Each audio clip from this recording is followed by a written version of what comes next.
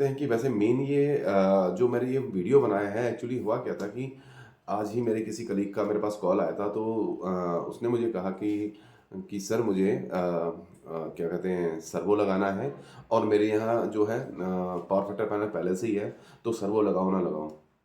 तो मैंने उसको समझाया, मैंने बोला भाई मतलब तुम पहले तो जो तुम सवाल बोल रहे हो ये बहुत ही गलत सवाल बोल रहे हो, और अगर तुमने किसी और को शेयर किया है तो ये गलत शेयर किया है, या तुमने किसी से पूछा है तो वो गलत किया है। तो बोला मतलब सर मैं समझा नहीं। मैंने बोला भाई जो पावर फैक्टर पैनल है उसका कोई रिलेशन ही नहीं है हमारा सर्वो से, सर्वो स्टेबलाइजर जिसको हम बोलते हैं। तो उसके बारे में उसने फिर थोड़ा उसने ठीक है सर मुझे बता दो, थोड़ा डिटेल में बता दो। तो उसको बताया फिर मैंने, है ना। तो वो सर्वो और पावर फैक्टर को वो उसके माइंड में यही चीज़ थी कि सर्वो और पावर फैक्टर का एक ही काम है या एक ही रोल है उसका हमारे लोड पर। लेकिन मैं उसको समझाया कि ऐसा नहीं होता है, पावर फैक्टर पैनल का अपना अलग काम है और जो हमारा सर्वो स्टेबलाइजर होता है उसका अलग काम होता है। तो वही मैं इसलिए मैं ये वीडियो लेके आया हूँ कि आखिर इन दोनों डिफरेंस है क्या, और डिफरेंस है या नहीं है, कोई सिमिलरिटी है या नहीं है, वो मैं बताना चाह रहा हूँ। तो यहाँ पे कोई सिमिलरिटी नहीं है ना कोई डिफरेंस है, ठीक है ना। पावर फैक्टर पैनल जो होता है वो हमेशा इंडक्टिव लोड के लिए यूज़ किया जाता है, जहाँ पे कि मोटर जब स्टार्ट होती है वो 3 to 4 टाइम्स एनर्जी कंज्यूम करती है, एम्पियर्स देती है, करंट हमारा एक्स्ट्रा लेती है 3 to 4 टाइम्स। तो उसको कंट्रोल करने के लिए हम क्या करते हैं, अपना पावर फैक्टर पैनल लगाते हैं। अब बात करते हैं सर्वो स्टेबलाइजर की कि सर्वो स्टेबलाइजर हम कहाँ यूज़ करते हैं। ये हर हर जगह यूज़ नहीं किया जाता है, ये सिर्फ उस एरिया में यूज़ किया जाता है। कई एरियाज में क्या होता है कि हमारा जो वोल्टेज वहाँ पे बहुत ज़्यादा ड्रॉप हो रहा होता है। जैसे फॉर एग्जांपल कि हमारे मॉर्निंग के टाइम पे जब हर जगह लोड ज़्यादा रहता है, मॉर्निंग के टाइम पे या इवनिंग के टाइम पे जब लाइट्स ऑन होती हैं, तो उस कंडीशंस में क्या होता है कि उनकी ना वोल्टेज ड्रॉप हो जाती है। हमारे स्टेशन से जो हमारी सप्लाई आ रही है, वहाँ से जो भी 33 केवी या 22 केवी जो भी लाइन हमारी आ रही है, तो उसमें ज़्यादा डिस्ट्रीब्यूशन होने के कारण क्या होता है कि हमारी वोल्टेज ड्रॉप होनी शुरू हो जाती है।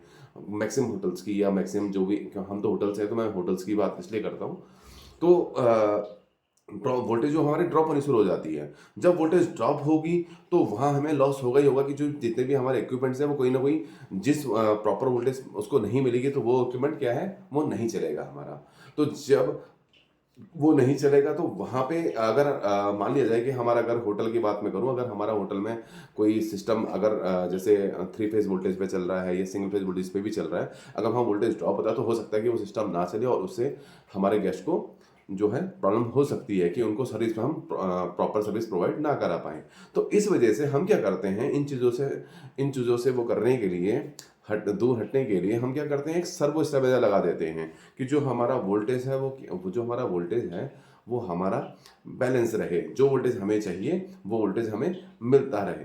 तो वो, लेकिन जब आप सर्वो का सिलेक्शन करेंगे तो वो कैसे करेंगे, वो आपको पता होना चाहिए कि जिस रीजन में, जिस एरिया में आप बैठे हो उस एरिया में वोल्टेज ड्रॉप कितना जाता है, मिनिमम कितना चले जाता है, वो आपको पता होना चाहिए। क्योंकि कई बार क्या होता है कि कई लोग सर्वो क्या करते हैं, 190 मिनिमम 190 वाला ले लेते हैं कि ड्रॉप वोल्टेज कितना रहेगा, 190 रहेगा, और बाद में पता चलता है कि उनका जो ड्रॉप वोल्टेज है वो 180 तक था या 170 तक था।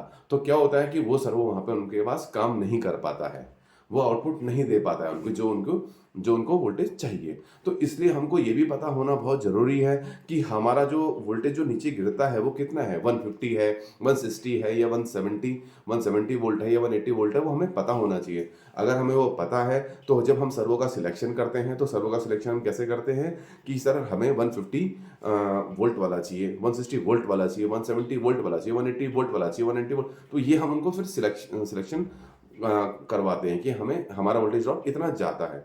तो अब आप कहीं भी कंफ्यूज मत होइएगा कि भाई इंडक्शन, ये जो हमारा पावर फैक्टर पैनल है और जो ये सर्वो है, ये कोई भी, ये कहीं से भी सिमिलरिटी नहीं है, ना ही इनमें कोई, अगर मैं डिफरेंस की बात करूँ तो मैं तो डिफरेंस बता दिया है, तो हम इसको सिमिलर नहीं कर सकते, लेकिन एक दूसरे से हम एक दूसरे से इसको जोड़ नहीं सकते, कहीं से भी नहीं, कोई मतलब ही नहीं है।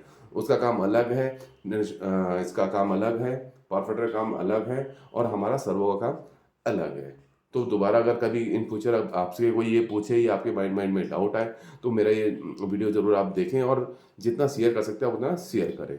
नेक्स्ट वीडियो में फिर से लेके आऊँगा पावर फैक्टर के ऊपर, इन चीज़ों के ऊपर ही मैं डिटेल वीडियो एक और लेके आऊँगा जिसमें आपको हर चीज़ क्लियर करूँगा। इंडक्टिव लोड वगैरह हर चीज़, इंसुलेटर क्या होता है, कंडक्टर क्या होता है, इस डिटेल में एक वीडियो इसके ऊपर ही मैं ज़रूर लेके आऊँगा। बस आप मेरी वीडियोज़ ऐसे ही देखते रहिए।